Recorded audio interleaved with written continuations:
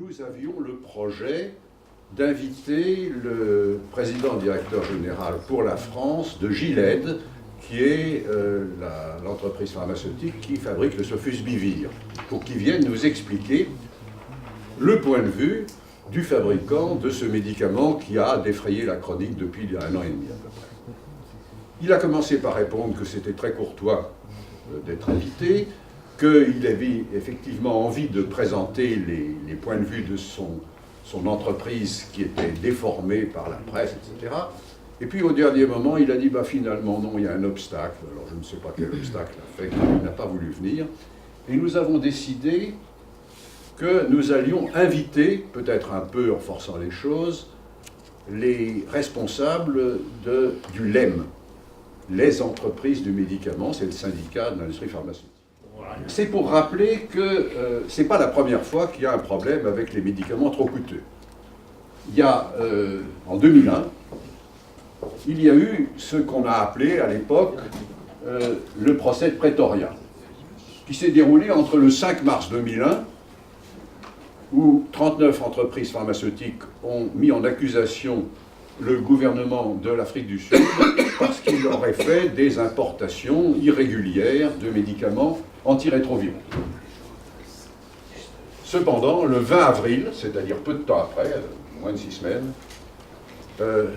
les mêmes entreprises retiraient leurs plaintes parce qu'il y avait un mouvement populaire très important, et René Broman nous dira peut-être un mot à ce sujet-là, parce qu'il n'a pas été complètement étranger à ce qui s'est passé il y a 15 ans maintenant.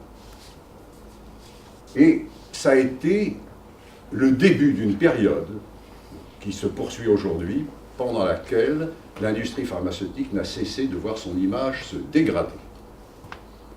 Son image est plus dégradée, paraît-il, quand on fait des enquêtes, que celle de l'industrie de l'armement ou de l'industrie pétrolière. Bon, je ne sais pas si c'est des bonnes références, mais enfin, c'est aujourd'hui une industrie qui ne passe plus pour travailler pour le bien de l'humanité, mais qui passe pour travailler pour des profits, et des profits qui sont jugés parfois scandaleux. Alors c'est très surprenant. Comment se fait-il que cette industrie se lance dans une politique de prix excessivement élevée qui inévitablement va provoquer des réactions au sein de la population, quel que soit le pays? Tout le monde va dire c'est inexplicable, c'est inadmissible. Donc, c'est une question que je pose, je n'ai pas la réponse. Mais cette industrie n'a pas oublié ce qui lui était arrivé en 2001. Et ce n'était pas des sommes de 100 000 euros par maladie par an, c'était des sommes de 10 000 euros, c'est-à-dire 10 fois moins. Alors, il faut monter les enchères, et est-ce que c'est simplement par cupidité, par avidité de gain, ou bien est-ce qu'il y a une autre idée derrière? C'est une question que je pose et je ne sais pas la réponse. Mais peut-être arriverons-nous peut-être un peu à voir ce que pourrait être la réponse. La suivante, s'il te plaît. Omar, la suivante. Alors, plutôt que de faire parler les autres, on va les laisser parler. Je vais vous montrer du président du LEM, les entreprises du médicament, qui a été invité à venir témoigner devant la Commission des affaires sociales de l'Assemblée nationale. Et c'est la vidéo de cette intervention. Je lui laisse la parole. Alors, en gros, il a consacré les 5 minutes de son intervention à l'Assemblée nationale pour dire, il n'a pas dit un mot des prix, il a dit le seul problème qui est intéressant et qui est une solution à quelque chose qui durait depuis des années, c'est que l'innovation est le retour. Alors ça, c'est un discours qui est récurrent au sein des industries pharmaceutiques. L'innovation et le recours, qu'est-ce que ça peut bien vouloir dire? Alors, aujourd'hui, il y a une singulière analogie entre innovation et prise de brevet. Et d'une certaine façon, c'est quelque chose qui entretient une confusion, parce que dans l'esprit des gens qui entendent parler d'innovation, l'idée c'est qu'il y a une association entre innovation et progrès thérapeutique. Nous parlons d'innovation médicamenteuse, mais ceci vaut pour d'autres choses aussi. Et au risque de gaspiller de l'argent et de bloquer les échanges scientifiques, on multiplie aujourd'hui les prises de brevets afin de pouvoir dire, vous voyez, l'innovation est de retour. Bon, alors évidemment, ça peut être tout à fait insignifiant. Si on compte le nombre de brevets qui ont été déposés, on constate qu'on peut facilement manipuler cette variable. Le progrès, c'est autre chose. Disons qu'il arrive parfois qu'il y ait une relation entre innovation et progrès, mais que le plus souvent, il n'y a pas de relation entre innovation et progrès.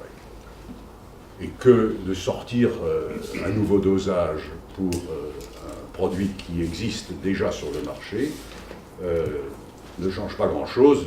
Évidemment, on peut être amené à casser le comprimé en deux, ou au contraire à en prendre deux plutôt qu'un. Ça ne change pas vraiment le destin des patients. La suite. Au risque de répéter que l'innovation est en panne, ne court-on pas le risque de mettre en panne le progrès biologique et médical? Ça, c'est une question que l'on doit se poser. Parce que pendant une quinzaine ou une vingtaine d'années, on a dit l'innovation est en panne. Alors, est-ce que ça n'est pas quelque chose qui s'entretient, qui s'auto-entretient, à force de dire que l'innovation est en panne? Est-ce qu'on n'a pas coincé le progrès quelque part? D'où le choix délibéré d'affirmer sans preuve que l'innovation est de retour. Du moins sans preuve. Non, pas sans preuve, le nombre de brevets étant la preuve fondamentale. Mais est-ce que ceci a bien un sens? Est-ce qu'on peut se poser la question de la vision que l'on a de l'innovation? Et c'est aujourd'hui une vision messianique. Bien des gens vont succomber à ça. L'innovation est de retour, c'est un peu où est le chemin? Je suis le chemin, la vérité et la vie. Alors c'est ça, l'innovation. C'est quand même quelque chose qui mérite un peu de sens critique. Ensuite. Sommes-nous sur le terrain de l'épistémologie ou bien de l'économie? Apparemment, loin du prix, du coût et de la valeur des médicaments. Eh bien, ça n'est pas si sûr. Ça n'est pas si sûr parce qu'en posant des questions de cette nature, on s'interroge sur la valeur. Rappelons que ce n'est pas du tout une innovation, ce que je vais dire là. On partage la valeur des produits marchands entre, d'une part, la valeur d'usage, qui n'a de valeur que pour l'usage, et se réalise dans le processus de consommation. C'est la condition première pour qu'elle intéresse les acheteurs. Pour les patients, ce qui est intéressant, c'est l'efficacité des produits, la capacité des médicaments à entraîner une amélioration ou une guérison. Et puis la valeur d'échange, la valeur d'échange, c'est le prix du marché. Alors, est-ce que n'y a-t-il pas une dissociation entre valeur d'usage et valeur du marché? Eh bien, c'est ce dont on parlera, et je pense que Pierre Chirac, tout à l'heure, reprendra cette discussion. Ce propos est-il fondé sur une simple conjecture? Sommes-nous en train ou en risque d'enterrer le progrès? Alors la question, c'est, y a-t-il un instrument pour mesurer le progrès médical? Oui, il y a des instruments, bien sûr. Alors disons que les instruments pour mesurer l'innovation, c'est le nombre de brevets. C'est probablement pas que cela, mais c'est ça qui est essentiel. Pour mesurer le progrès médical, la suite, c'est une démarche qui est relativement simple quand il s'agit de mortalité. La baisse de la mortalité pour une pathologie déterminée est certainement un moyen de contrôler le mouvement du progrès, de l'évaluer. C'est plus difficile pour ce qui concerne la morbidité, et c'est pour ça qu'on fait appel à des techniques qui sont les techniques d'analyse comparative au cours des essais cliniques avec la randomisation, etc. Tout ça en attendant mieux, parce qu'on n'a pas dit le dernier mot, mais c'est quand même quelque chose qui a été un changement très important avec ce que j'évoquais tout à l'heure, le mouvement de médecine fondée sur l'épreuve. La suite, la suivante. À condition qu'on dispose d'une nosologie assez stable. Alors assez stable ne veut pas dire immobile. La nosologie, c'est quelque chose qui ne cesse de changer, mais ça change au rythme de la clinique. La création ou l'effacement et la classification des catégories pathologiques, maladies et syndromes, appartient exclusivement aux médecins et aux épidémiologistes, ajoutons, indépendants pour les uns et les autres. Ni les industriels, ni les biologistes, ni les administratifs, ni les assureurs, ni les financiers ne doivent en avoir la maîtrise. Qui a la maîtrise de la nosologie peut faire n'importe quoi. Et je me permets d'évoquer cette idée, qui est une idée assez courante aujourd'hui. L'industrie pharmaceutique change de stratégie générale, elle passe de la stratégie des blockbusters à la stratégie des niche-busters. On ne va pas rentrer trop dans le détail, mais quand on transforme une maladie fréquente en un amas de maladies rares, ce qui est le cas pour un certain nombre de cancers fréquents, mais pas seulement, eh bien, on est en train de faire une manipulation qui permettra de cacher ce que serait le mouvement du progrès au sein d'un cluster de maladies sur lesquelles on n'a aucun contrôle. La suite. Voilà. Alors maintenant, on va redonner la parole au LEM et Omar Brixi va prendre la suite pour commenter après qu'on l'ait entendu pendant quelques minutes. On peut le mettre en route. Je crois qu'il avait raison. Pour comprendre la stratégie des firmes, il faut les entendre. Et là, c'est effectivement, M. Chirac nous dira, puisqu'il était présent, il nous dira à quel point ils ont une stratégie élaborée, un argumentaire de plus en plus affiné. Nous l'avons consulté, nous l'avons entendu et on a repris les arguments un par un. C'est-à-dire que là, on ne fait pas un discours univoque. Donc, M. Bazéa, qui est directeur des affaires économiques et internationales, insiste sur l'innovation, lui aussi, pour une raison simple. Donc, je reviens sur ce qu'a dit Jean-Claude, l'annonce d'une innovation, c'est le déterminant majeur du comportement des investisseurs. Bien sûr, c'est effectivement là où se situe le levier le plus puissant pour lever des capitaux. Il appelle ça valeur sociale. Tout à l'heure, on a vu la valeur d'usage, la valeur d'échange, maintenant il y a une valeur sociale. On y reviendra.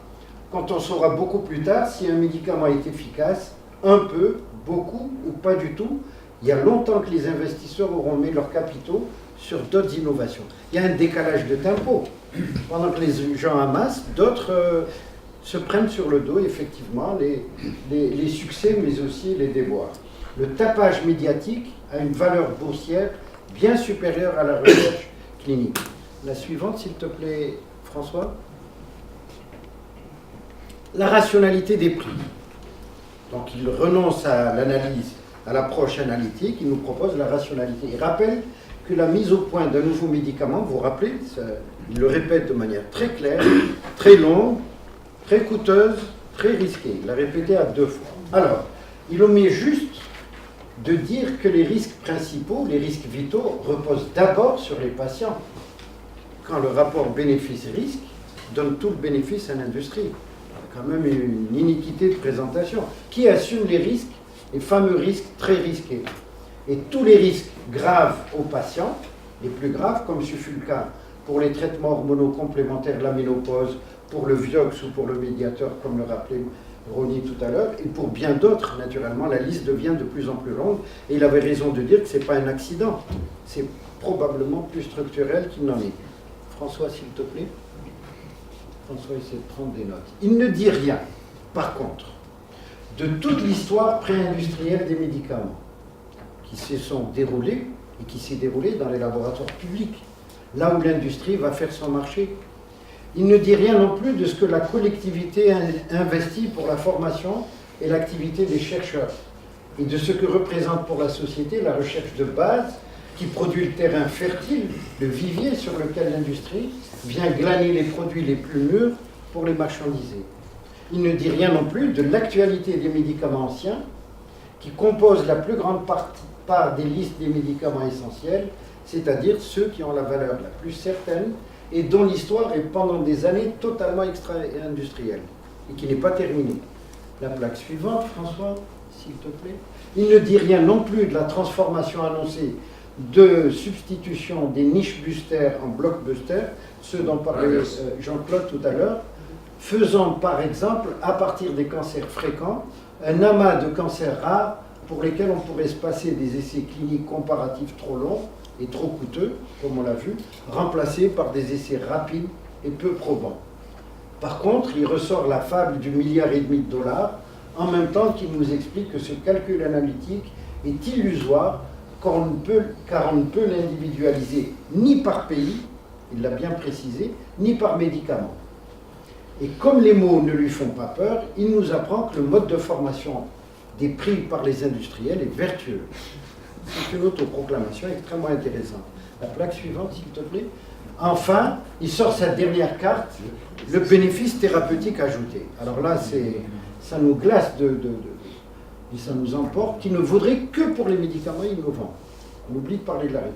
Pourquoi donc une prescription bien adaptée, capable de guérir un patient, ne serait-elle pas calculée et remboursée effectivement sur la base du bénéfice thérapeutique ajouté, à condition qu'on sache qui détermine le bénéfice thérapeutique ajouté.